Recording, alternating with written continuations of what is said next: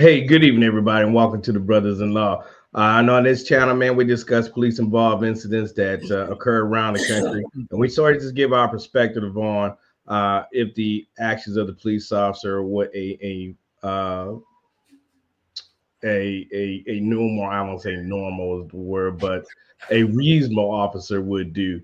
And we also look at the actions of the citizens if they see if they follow the acronym that we come up with called CALM, which stands for Comply, Answer Questions, Listen, and Move On, where the situation had turned out differently. My name is Corey, and I'm a former Virginia State Trooper and also a retired Navy Chief Petty Officer, 21 years of service. And my co-host is Mr. Michael Bradley. Welcome, my brother. What's going on? Hey, Stacy, I see you. Jesus loves you. Scott W. I see you guys on here. And good to be back. Delando, I see you on here. So we got a good one lined up.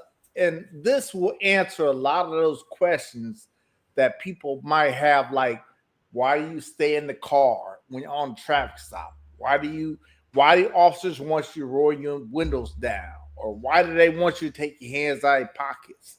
You know what I'm saying? This will answer a lot of those questions. What's up, go? What's go? Yeah, that would answer a lot of those questions, man. And first of all, I want to give a special thanks to Jesus Love You. He gave us this video to talk about. Appreciate it. And Goat, what's happening, my brother? And so, yeah, if you're new to this channel, it's first time checking this out, and you're going to like this content, please hit that like, share, and subscribe button for us. And let's get into it. All right. Let me set this up. Just a second. There we go. All right. So this happened in last, I believe it was New Mexico. Yeah, New Mexico. Okay. And this was a call of a stranded motorist, if you will. Basically, he was flagging people down because he had a flat tire. But it turns out the car he was driving was stolen. You know what I'm saying? So they had somebody called the cops. This officer responds and he arrives on scene. It happens pretty quick. So let me take it from there. Let's start from there. Here we go.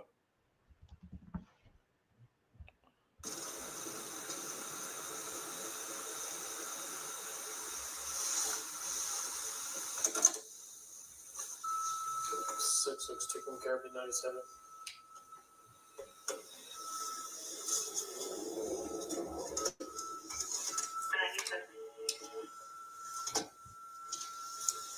Hey, bud. Got a flat tire. You can help me? What are you needing? Just a tire. I need a ride to the store. You get me there. Okay, I can get you back to town real quick, but nobody's open tonight. Well, that's fine. I get town. I just have to come back and get the car. Okay. Go ahead and go to the front of my car real quick. I'll meet you up there real quick. I'll get He ends up shooting the officer that quick.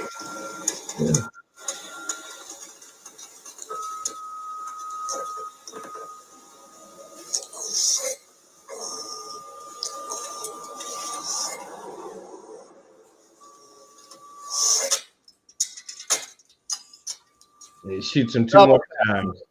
Excuses.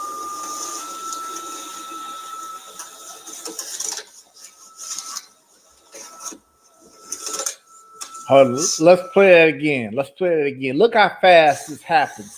From a stranded motorist call, this happens that fast. The officer doesn't even get out of his car. Hey, stop it. Okay. So, as a trooper and worked the road and probably done several hundreds of these types of call for services. The number one reason why, the officer will always tell you to, hey, as soon as you step foot out that car, I know at least here in Virginia, them troopers are gonna be right up on you till you get back in the car, get back in your vehicle. Reason being is ambush, right? You gotta think, okay, you getting out the car, you get like his head is down, you really can't see his face. Is that a red flag? Could be. No, because it's probably cold. You're out there in True, your true. out there on the desert. It's cold out there. You got your hood. And no, but you can't let your guard down as an officer when that happens. Uh, it happens so fast. Like I probably shared this story a couple years back early in our show, but I was conducting a traffic stop, and I mean, I didn't realize I had that much speed in myself to jump out the car and get that individual back inside their vehicle. As soon as he stopped, he was out the vehicle running back towards me. And I drew down on him like, man, you need to get back in your vehicle right now because I don't know what your intentions are. Right. And same thing here. I mean, I'm sure this officer didn't know what this guy's intentions was, other than he already knew, hey, he has a flat tire. He's just coming back to talk to me. What's the big deal? Right. Not really such a big deal. Why should the officer, freak out over there? Right, Mike? Right. But as you see, it was a big deal. You know what I'm saying? This is why when officers come up on you, they want you. I want you to stay in the car. You know what I'm saying? Don't jump out of the car, because to me, that could be a red flag. Just the act of you exiting your car. And it's nighttime. Sometimes you might have officers that come up and say, roll your windows down, okay? Because I can't see in there. You have to understand, you already had advantage. You know what I'm saying? You as a motorist already had the drop on the officer, because the officer has no idea what you're doing at all, okay? You jump out of that car. I don't know if you come, like you said, Corey, ambush or whatever that may be. You know what I'm saying? You could be coming back to attack me. So you never jump out of the car. That's always a red flag. Red flag number 2, you got bulky clothes on. You know what I'm saying? Could that be a red flag? Maybe not, but it could be. You know what I'm saying? Easily concealed something. I guess the question, I guess, would be: is there a reason to raise the alarm on it just because he has bulky clothes on? No, but it's something to consider, right? Yeah. Doesn't mean you got to amp up as an officer, but it is something to consider. Jesus loves you. I don't think this officer even had a chance to run the plates because it happened so fast. And maybe that was the reason why he was telling them, to go back in front of the vehicle so he can finish, running the plate. We don't know. We'll probably never know.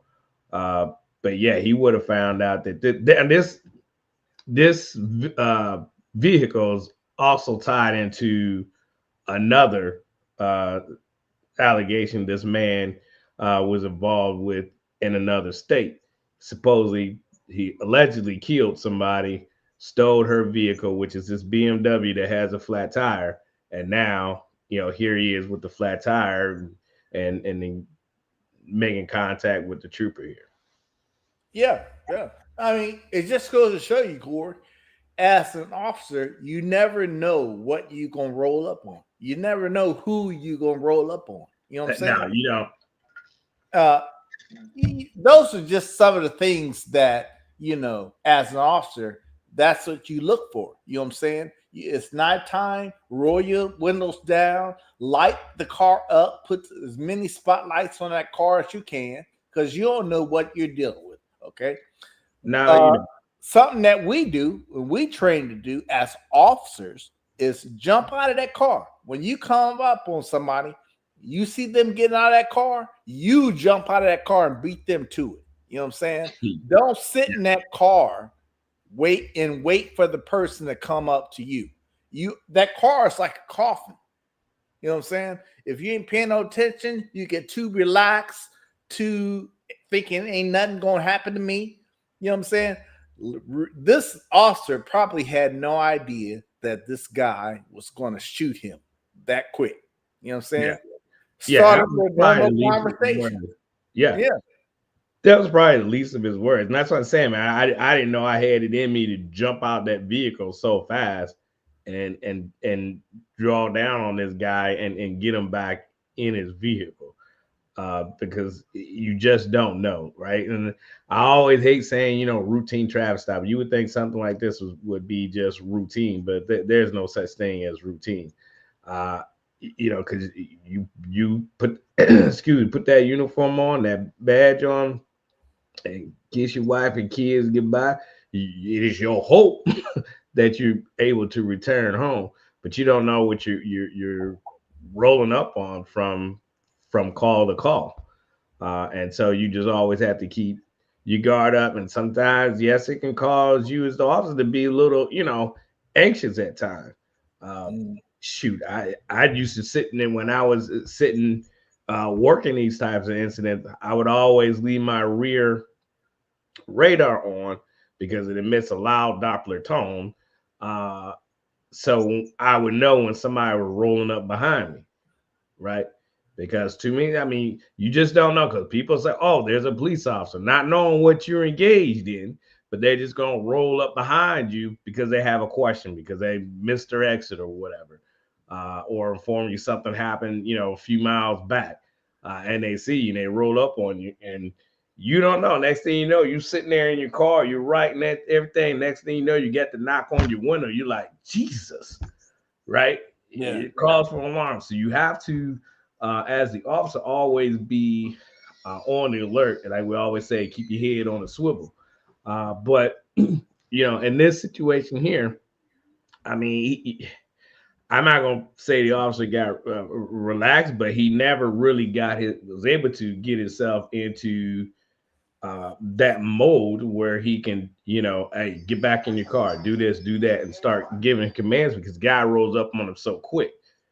You know what I mean? He And already then had. not only did he shoot him on the passenger side, he went around the driver's side, Yeah. shot him twice more just Yeah. to make sure he was dead. You know what I'm saying? So that's some cold stuff right there. This is why officers, they are always thinking tactically. You know what I'm saying? They should be anyway. You know what I'm saying? Even if it's a grandma on the side of the road or something, you always think tactically. You don't want somebody, like you said, Court, you don't want somebody come up behind you. You don't want to. You always want to be in control of the situation. Right. All right, let's keep it rolling. All right. And this guy ends up stealing this officer's car and drives a ways with the officer's body still in the car before he dumps the officer out. Hey, bud. Got a flat tire. You can help me? What do you need? Just a tire. I need a ride to the store. You get me there. Okay, I can get you back to town real quick, but nobody's open tonight. Well, that's fine. I get to town. I just have to come back to get the car. Okay, go ahead and go to the front of my car real quick. I'll meet you up there real quick. I'll give you. That quick. That pop you heard that quick. He shot him that quick. Probably a headshot or something. You know what I'm saying? The way the officer just went blank, it was probably a headshot. That quick, you lost your life as an officer. You know what I'm saying?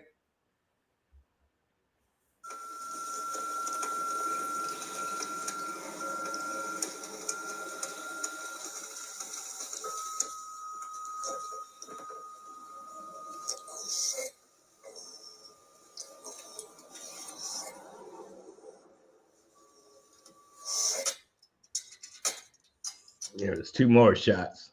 2 more. He wanted to make sure the officer was dead. For sure. And now he just pushes his body into the passenger seat. Right. That's what you're seeing now. He's from his body cam.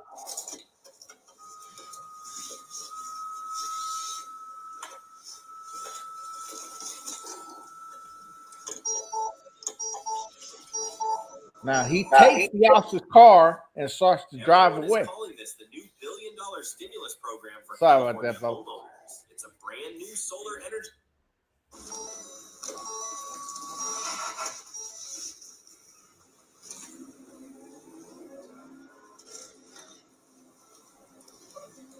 Yeah, he takes the car and drives like 16 miles, I think I read, and then just dumps him. And you'll see that here shortly. This is why officers are so.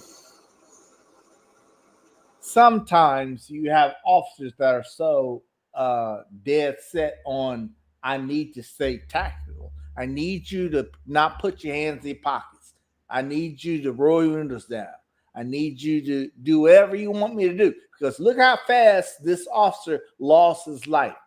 That quick, within seconds. Yeah. He lost his life.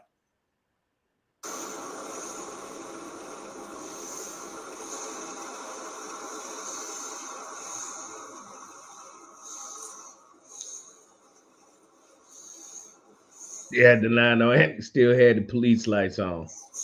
But nobody knows. I mean, the citizens don't Ain't know. nobody paying attention like that. Right. It's dark. You out on the road by yourself. You know what I'm saying?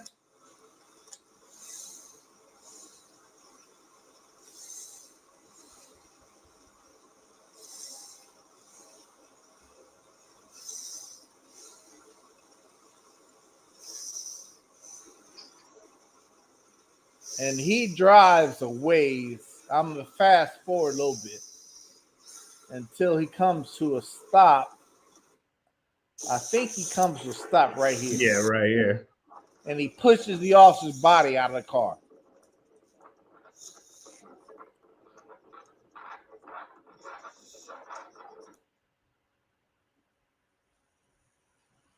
Now he's back in the car, getting ready to drive off again, which is why Right. you can't hear any sound. Right. And let me fast forward a little bit. Yep, he drives off, drives further down the road. And that's it. I want to thank everyone for their patience today as we have dealt with one of our officers and as we relentlessly work to pursue his killer. I spent the day with the family of Officer Justin Hare and his fellow officers. They are grieving, and I know the people of New Mexico are grieving as well. I want to extend my condolences to not only his family and friends, but also to his coworkers and the members of the tight-knit community he belongs to. I want to thank everyone for the outpouring of support the family and our agency has received. I first would like to say a few things about Officer Hare. He was a New Mexico native who grew up in Logan and Moriarty, New Mexico. He graduated from the 93rd State Police Recruit School in December of 2018 and was assigned to District 9 in Tucumcari. He is survived by his parents, girlfriend, and 2 young children. Today, Officer Hare was doing the job that he and officers across the country do every single day, assisting the motoring public and keeping them safe. This morning, around 5 a.m., Officer Hare was dispatched to assist a motorist on Interstate 40 near milepost 318. The individual had a flat tire and was attempting to wave down other motorists. When Officer Hare arrived, he parked behind the disabled vehicle. The suspect exited his vehicle and approached Officer Hare's passenger side window. A short conversation ensued about repairing his tire, and Officer Hare offered to give the suspect a ride to town. Then, without warning, the suspect pulled out a firearm and shot Officer Hare. The suspect then walked to the driver's side and shot Officer Hare again.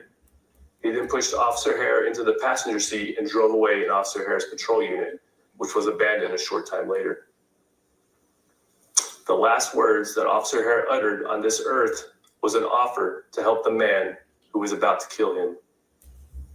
I am disgusted and I am sickened by the actions of this cold-blooded murderer. We are bringing every resource to bear to bring Officer Hare's killer to justice, and we will not rest until that is done. I want to take a moment and thank all my fellow law enforcement officers and first responders for jumping. Yeah, that's pretty much it. He ends up getting arrested later on down the line. But it's just that fast, folks. You know what I'm saying? Corey, you know better than anybody, driving on a highway by yourself at nighttime, you know what I'm saying? That alone can be very risky. This guy was on the force for 5 years? It's almost 7 years. 7 years, lost his life just like that. You know what I'm saying? Yeah, I mean, it's very sad. I'm glad it got this guy. This guy, will hopefully spend all eternity in jail and in hell for taking a young lady's life. First of all, in South Carolina, killed a female paramedic, first responder, stole her vehicle, and then ends up here in New Mexico, where he he has connections of some sort. I don't know if it's family or whatever, but he has some connection in New Mexico, and then ultimately takes another life. But this is the dangers that state troopers and city cops and county cops face on the daily. So again, that respect is always going to go both ways, right? Um, as an officer, you gotta I have to draw back sometime and understand. Sometimes I would ask the says, "Hey, everything good? You had a bad day," and then sometimes they open up with you because I don't necessarily go sideways on somebody just because I stopped you. Nobody wants to be stopped or whatever, but you got to kind of give a little leeway with officers at sometimes too, because you're going from call to call to call to call, like I told you before. I've gone to getting drugs and guns, and you're drilling and is up here. You're all pumped up. You're hyped. You did what signed up for, right? Get the drugs and guns and the bad people off the streets. And then turn around less than an hour later, going and pulling somebody out of a car, out of a ditch, pull them up on the road and begin a CPR, and then they die on you. Then you got to go and deliver notification, and then you go home. On the way home, you stop somebody for whatever, and you're ramped up. You just told somebody that loved one is dead. So that officer's emotion is all over the place, and you're asking the guy to bottle that stuff up, right?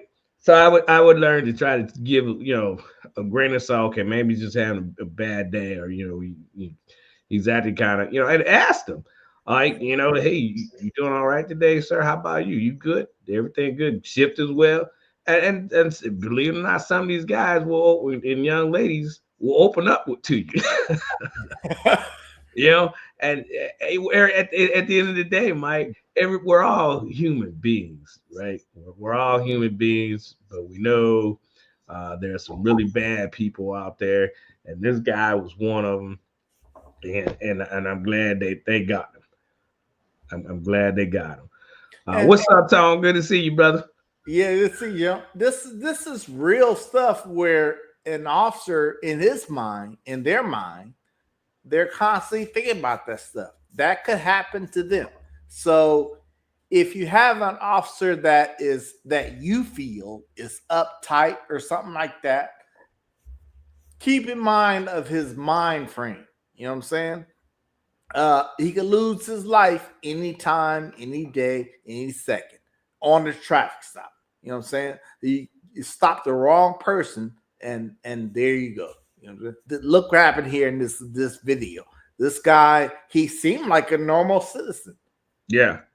You know what I'm saying? Yeah. Hey, I need help with a flat tire. If you give me a ride to next town or whatever it was, and next second, you did. You dead. And that's the crazy thing, is like he was willing to help you, right, and get you into town, right, to assist you, right, and that's what officers supposed to do: protect and serve. You ask for a service, I'm gonna get you, and I mean, I'm not gonna run you all the way across town to the grocery store to go, but I'll get you to the nearest exit, or I'll get you to the nearest store, nearest safe space, so you can do what you need to do. Or I will sit there with you until help comes. You know what I mean? That's what you're supposed to. That's what we expect our officers to do, to assist the public when needed. But also at the same time, being able to defend themselves and the public at the drop of a dime. To always be on alert, observing everything that takes place around you, and willing to engage. So we ask a lot of these officers, and yes, they're bad officers. Yes, there are ones out there that do not and should not or have ever put that uniform on, and we'll talk about those as those come up as well. But at the end of the day, we're all human. We all got to learn to respect one another. And you know, at the end of the day, the officer needs to go home as well as the citizen, right? That's why we do the show, to talk to you about the acronym, call, comply, answer questions, listen, and move on. Move Give on. you pointers to help you to one, not be so nervous when you get stopped, because a lot of people never gotten stopped by the police, and when they do, they freak out. I had a young girl one time that was going through, hyperventilating. I had it lucky. I had a sandwich bag in the car, and it gave it to her, and to help her calm down because she's never been stopped by the police, right? And media and people just running their mouth because they just hate police. You know, this girl automatically thought I was there to shoot her. It's like, no, man, that's not why we're here. I'm not here to kill you. I'm here to give you a ticket because you were speeding, but I'm not here to do that, right? And so, you know, it just we have to have some type of a level of respect. You know, sometimes when you've been doing the job for a long time, you gotta sometimes check yourself and remind yourself to stay on your P's and Q's. You know what I'm saying? Because as an officer, you do tend to get a little relaxed sometimes because oh, this ain't no big deal, or he just need a flat tire fix or something like that. You tend to, stay in that or get in that mind frame that this ain't no big deal. But sometimes you got to check yourself and remind yourself that you too could lose your life in a second. You know what I'm saying? Yeah. Question for the viewers: do you think this officer could have done anything differently to prevent this from happening? We said a few things earlier uh, Yeah. that definitely we could have, but I mean, it doesn't mean you have to do that, right? Again, you know, I think this guy was going to shoot that officer even no no matter matter what, what. No matter what. You know what I'm he saying? was going to. Uh, Yeah, we had mentioned Corey. What we mentioned? Getting out of the car as quick as possible. Don't let the driver come back to you as you sitting in the car, and the driver coming back at giving you a position of advantage over him. You know what I'm saying? You don't want to do that. So, but I think, like you said, I think he would shot him anyway. yeah, I think he would too because if he had the opportunity to run the plates, found out the car was stolen and was key suspect in an alleged shooting. Mhm. Yeah, he would have gone out with a blaze of glory at that point there. In fact, that's how he was trying to go. But he was wounded in the shootout. They did find him, and they actually got into a shootout with this guy. He was shot, taken to the hospital, and then later taken into custody. So he was going. He was going. I don't think he was. And now I also read too. I believe they're looking federal charges on him as well as state charges. So this guy's he's going to be locked away for a very long time, and rightfully so. But yeah, I just think this guy he's gonna pull the trigger no matter what. Uh, but I don't think I don't know I don't know how he was thinking that he was going to get so far with the police car. That's true. With the lights. Maybe he thought that all I need is ride to next town. I dump the car off somewhere. I don't know. You know what I'm saying? Who knows the minds of a killer, right? Yeah, I mean, I agree, Scott. I mean, these things happen, you know, so fast, Yeah. right? And like I say, you know, as an officer, believe it or not, you better be sitting in your car practicing getting out that car, and getting Yeah. that. Because you gotta remember, you rolling up there, you gotta put the car in park, get that seatbelt off. Try not to get the seatbelt tangled up with all your equipment around your waist, right? Well, you know, it's funny you say that because we used to train shooting our weapons from inside the car. Oh yeah, we did too. We did too. So shoot right through windshield. You know what I'm saying? So Right. that happens sometimes too. You know what I'm saying? Right. You guys sit there and practice these things. So training is always continuous, is whether or not that officer is doing it to be proficient at it. I used to sit and sometime in my driveway and just practice pulling my weapon out as I'm sitting there with the seatbelt on, because I'm a lefty. So I got the door to deal with. So I gotta be quick. So I had to practice that because, like you said, we were trained as well of being able to shoot through the window to stop the threat. And there's quite a difference between drawing outside the car and drawing from a seated position. It's a difference. You know what I'm saying? Well, that's a good idea, Scott. You might want to practice that as a driver, or even as passenger, if you're doing a ride around. You got to be able to react, and this is why you